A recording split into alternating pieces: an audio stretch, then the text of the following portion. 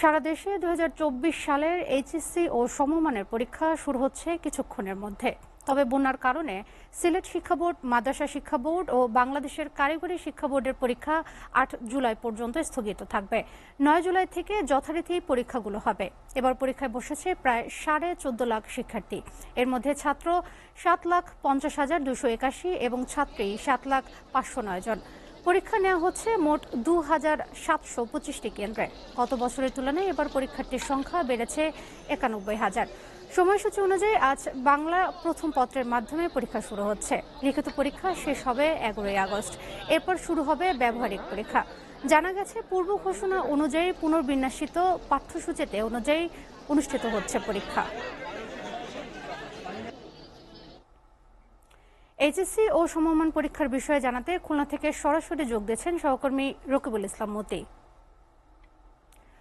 খুলনা বিভাগে এবার পরীক্ষার্থীর সংখ্যা কেমন, সার্বিক পরিস্থিতি কেমন দেখছেন জানাবেন। রতেনা, এই মাত্র ঘন্টার মধ্য দিয়েই কিন্তু যে এইচএসসি পরীক্ষার কার্যক্রম সেটি শুরু হয়েছে।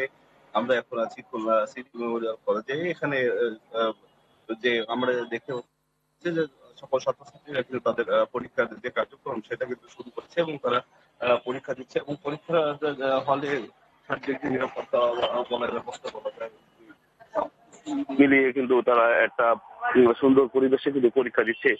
এবার যদি আমি বলে রাখি, সারা দেশের মতো যশোর বোর্ডেও কিন্তু পরীক্ষা অনুষ্ঠিত হচ্ছে। তবে এবার যশোর বোর্ডে পরীক্ষায় অংশ নিচ্ছে ১,২৪,১৪৮ জন। গেল বছর পরীক্ষার্থী ছিল ১,১১,০৩৯ জন। এবছর ১৩,১০৯ জন পরীক্ষার্থী বেড়েছে। এবছর এইচএসসি পরীক্ষার্থী ২৩০টি কেন্দ্রে অংশ নেবে।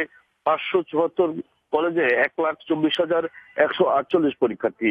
বিজ্ঞান বিভাগ থেকে ২৩,২১৬ পরীক্ষার্থী, মানবিক বিভাগ থেকে ৮,৮৫,৭৫২ শিক্ষার্থী এবং ব্যবসায়িক বিভাগ থেকে ১৫,১৮০ শিক্ষার্থী পরীক্ষাতে অংশ নেবে।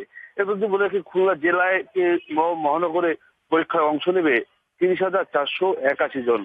খুলনা বিভাগের ১০ জেলার মধ্যে বোর্ডের আওতাধীন যশোর জেলায় ২০,৪৯০ এবং এভাবে যে যশোরের যে খুলনার যে 10টি জেলা রয়েছে, সেই 10টি জেলায় কিন্তু ওই একইভাবে পরীক্ষার্থী রয়েছে এবং সেই পরীক্ষার্থীগুলো কিন্তু যে বলা যায় যে এবারে পরীক্ষার্থী সংখ্যা বলে জানিয়েছে।